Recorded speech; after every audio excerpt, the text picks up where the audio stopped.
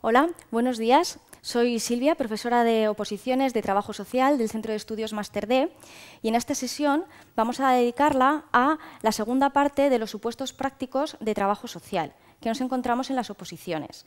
Digo segunda parte porque hicimos una primera parte en la que estuvimos viendo los tipos de supuestos prácticos que nos podemos encontrar en los exámenes de trabajo social. Por recordar un poquito la primera sesión, vimos que normalmente en los exámenes de oposición, cuando se refieren a supuestos prácticos, nos encontramos con el enunciado de una situación, ya sea real o hipotética, en la que nos plantean situaciones de necesidad o procesos de marginación que requieren de una intervención profesional y para dar respuesta a estos problemas. También estuvimos viendo que los tipos que nos podemos encontrar es individual y familiar, en el caso de que afecte a un individuo o una familia; comunitario, si afecta a un grupo de personas o a una comunidad o colectivo de un municipio. También podemos encontrar un caso mixto, en el que nos encontramos individual, familiar y comunitario, y un tipo sectorial. Vamos a centrarnos en esta sesión en cómo enfrentarnos a un supuesto práctico de trabajo social. Te recuerdo que durante la exposición puedes ir haciéndome las preguntas que te vayan surgiendo a través del chat que dispones. Te recuerdo que las puedes ir haciendo durante la exposición, no es necesario que te esperes al final para realizarme la pregunta. Entonces, comenzamos recordando la utilidad de un supuesto práctico. El supuesto práctico lo utilizamos para relacionar la teoría y la práctica y sistematizar nuestra acción profesional basada en la experiencia.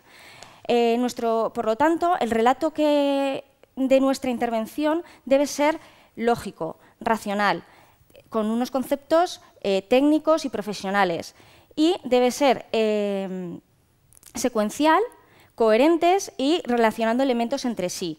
Por eso, en nuestro relato deberemos de ordenar el proceso en etapas, utilizar un lenguaje claro, concreto, conciso, coherente y técnico y profesional.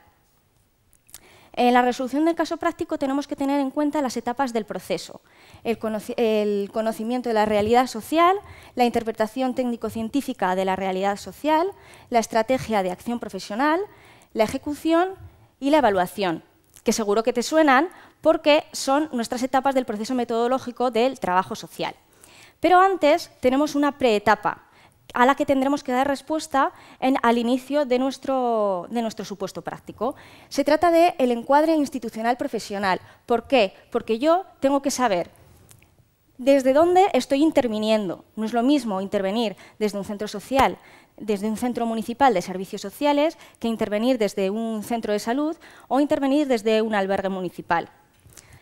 Además, tenemos que establecer en esta parte el marco legislativo en el que apoyaremos nuestra intervención.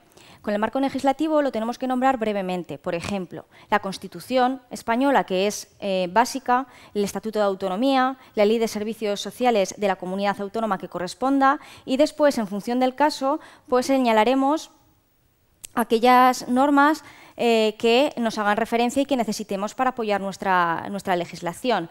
Esta legislación la tenemos que poner de forma breve, completa, con Ley 39/2006, las fechas y el nombre entero de la ley, ¿vale? Y, si puede ser, de forma cronológica. Entonces, en este apartado, en el de donde intervenimos, tendremos que señalar el centro desde donde intervenimos y explicar un poquito qué funciones tiene el centro, aparte del marco legislativo. También tenemos que saber quién o quiénes vamos a intervenir, es decir, si solo voy a intervenir yo como trabajador social o voy a contar con un equipo profesional para la resolución de mi supuesto práctico.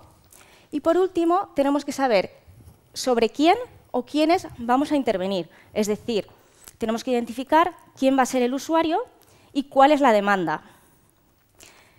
Justamente la demanda nos dará el nexo de unión para la primera etapa de nuestro proceso metodológico, que es el conocimiento de la realidad social o el estudio e investigación.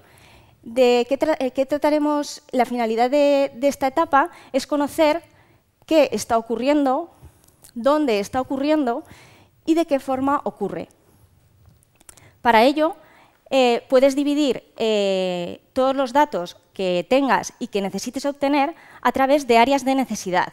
Por ejemplo, el área familiar, el área económica, el área laboral, sanitaria, educativa, cultural, de hábitat, de vivienda, ¿vale? Tienes que tener en cuenta que no siempre en todos los casos prácticos necesitarás poner todas las áreas de necesidad.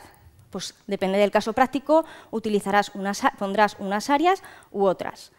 También es conveniente que en esta parte de tu relato hagas referencia a las fuentes de información que vas a utilizar para obtener los datos que necesites. Por ejemplo, si los datos te los va a dar el propio usuario o la familia del usuario, o si vas a contar con profesionales que te den datos a través del informe social, o si vas a contactar con la policía municipal, por ejemplo, o también se me ocurre con el centro educativo de un menor, etc. Es conveniente que lo pongas ahí.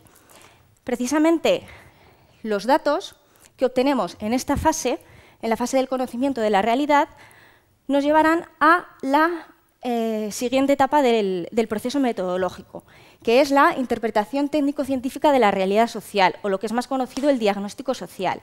¿Qué hacemos en esta etapa? En esta etapa tendremos que analizar los datos que hemos obtenido en la etapa anterior. Veis que ya estamos relacionando la segunda etapa con la primera. La estamos relacionando y llevamos una secuencia en nuestra explicación. Tenemos que hacer, como decía, el análisis de esos datos y después tengo que hacer una valoración de lo que sucede en esa situación. Esta valoración técnico y profesional nos llevará a establecer el diagnóstico social. Aparte del diagnóstico social, que será el juicio profesional que yo emita para explicar lo que está ocurriendo en esa situación, podemos hacer referencia al pronóstico. El pronóstico, recuerda que sería indicar lo que ocurriría en caso de que no interviniésemos en la situación. Lo debemos dejar claro por si hubiera problemas futuros en caso de que no hubieses intervenido. Perdón. El diagnóstico social nos llevaría a la tercera fase del proceso metodológico, que es la estrategia de acción profesional o el plan de trabajo a nivel individual, y a nivel comunitario tendríamos el plan, programa y proyecto. ¿Qué tenemos que hacer en esta fase? ¿Qué tenemos que explicar? En esta fase explicaremos qué vamos a hacer, es decir, establecer los objetivos, tanto generales como específicos. Los específicos los podemos concretar en corto, medio o largo plazo. ¿Cómo lo vamos a hacer? ¿Con qué actividades, qué tareas vamos a utilizar para llevar a cabo esos objetivos? Y con qué contamos para conseguir los objetivos, es decir, qué técnicas vamos a utilizar, qué instrumentos utilizaremos y qué recursos vamos a utilizar para conseguir los objetivos que nos proponemos precisamente en esta etapa. Las actividades y las tareas nos llevarán ese nexo de unión para la cuarta etapa, que es la etapa de la ejecución. Esta etapa es la más breve, debe ser la más breve en todo nuestro relato, pues simplemente se trata de concretar las actividades y las tareas que nos hemos propuesto en la etapa anterior. Esa concreción de actividades nos llevará ya a la última etapa, la evaluación. La evaluación se trata, perdón, creo que me he movido un poquito el micro. Como os decía, la evaluación se trata de ver qué se ha conseguido, si se han conseguido o no los objetivos que nos hemos planteado o no se han conseguido. Un inciso en el tema de la evaluación es que hay que realizar la evaluación durante todo el proceso metodológico, puesto que si nos encontramos una desviación o un problema que nos ha surgido, o un dato nuevo que nos ha surgido en este punto y nos cambia el diagnóstico, todo lo que hemos propuesto en nuestro plan de trabajo nos va a cambiar, con lo cual la evaluación y la consecución de los objetivos no la vamos a cumplir. Pero una vez que se ha hecho la evaluación continua, la evaluación final, veremos si se han conseguido o no los objetivos. ¿Cómo? A través de los indicadores.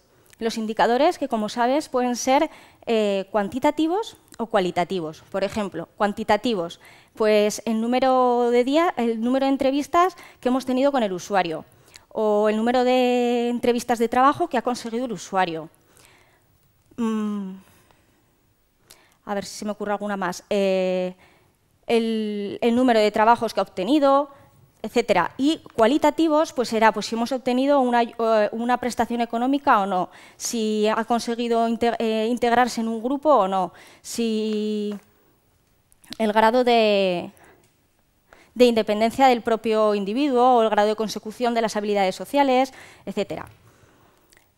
Por terminar ya, y esto ya no se considera una fase del proceso, tenemos el seguimiento del caso.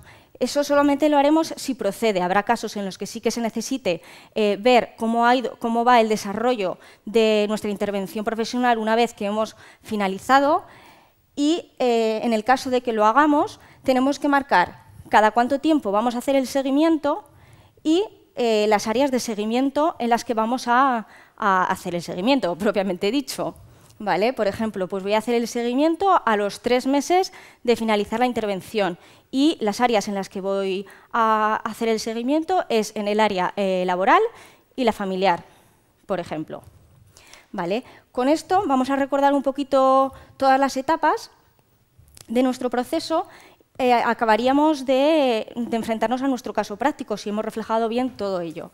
Por una parte, vamos a recordarlo, está una preetapa, que es el encuadre institucional y profesional, ¿vale? Donde tendremos que responder al dónde, quién o quiénes intervienen y sobre quién o quiénes vamos a intervenir. La primera etapa ya, propiamente dicha, del proceso metodológico será el conocimiento de la realidad social, el estudio e investigación, que veremos qué ocurre, dónde ocurre y de qué forma. La segunda etapa, la interpretación técnico-científica de la realidad social o el diagnóstico social, en el que estableceremos a nivel profesional y con un juicio técnico lo que está sucediendo. Ya la tercera fase será la estrategia de acción profesional o el plan de trabajo, que contestaremos a qué vamos a hacer, cómo lo vamos a hacer y con qué. Recordar objetivos, actividades y tareas, técnicas, instrumentos y recursos. La cuarta parte sería la ejecución, la quinta parte la evaluación, en el que veremos la consecución de nuestros objetivos planteados en nuestra estrategia de acción profesional. Y por último, si procediese, el seguimiento. En principio, estas son las fases. Vamos a ver si hay alguna pregunta. De momento no hay preguntas, pero os recuerdo que podéis ir haciendo las que os hayan surgido, ¿vale? A la hora de hacer un supuesto práctico es conveniente que cojáis un papel en sucio y todas estas fases las vayáis haciendo y poniéndolas en un papel en sucio para después, una vez que tengáis analizado todo lo que tenéis que hacer, simplemente os quede, como ya todo lo tendréis en la cabeza, simplemente os quedará hacer un resumen de todo eso que habéis pensado. A ver, no hay preguntas. De todas formas, si después de ver el vídeo, si lo queréis volver a ver, os surgen más dudas, sabéis que podéis hacerme cualquier consulta a través de la mensajería del campus virtual o bien por teléfono. Os voy a poner ahora, porque la única forma de hacer casos prácticos es haciendo, y saber hacer casos prácticos es haciendo. Así que os voy a dejar ahora en la pantalla un supuesto práctico para que lo leáis, lo reflexionéis y lo hagáis. Y cuando lo hagáis, me podéis mandar el supuesto práctico indicando vuestro número de alumno, nombre y apellidos, número de alumno y que es el caso práctico del canal YouTube, para que yo os lo pueda corregir y devolver las correcciones oportunas. Espero que os haya servido y os haya resultado interesante esta sesión. Por mi parte, nada más. Me despido hasta la próxima.